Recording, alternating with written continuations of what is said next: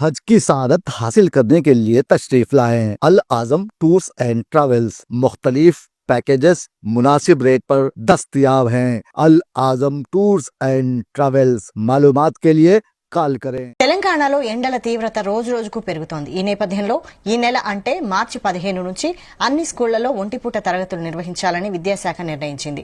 దీంతో సర్కారు స్కూళ్లతో పాటు ప్రైవేట్ ఎయిడెడ్ ఇతర అన్ని మేనేజ్మెంట్ల పరిధిలోని బడులకు ఇది వర్తిస్తుందని తెలిపింది।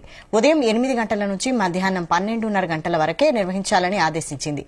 దీంతో లాస్ట్ వర్కింగ్ డే ఏప్రిల్ 23 వరకు హాఫ్ డే స్కూల్స్ కొనసాగనున్నాయి।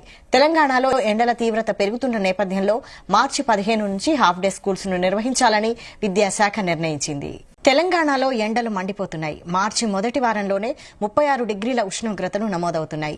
ఈ నెల చివరి 2 వారాల పాటు అత్యధిక ఉష్ణోగ్రతలు నమోదవుతాయని వాతావరణ శాఖ తెలిపింది।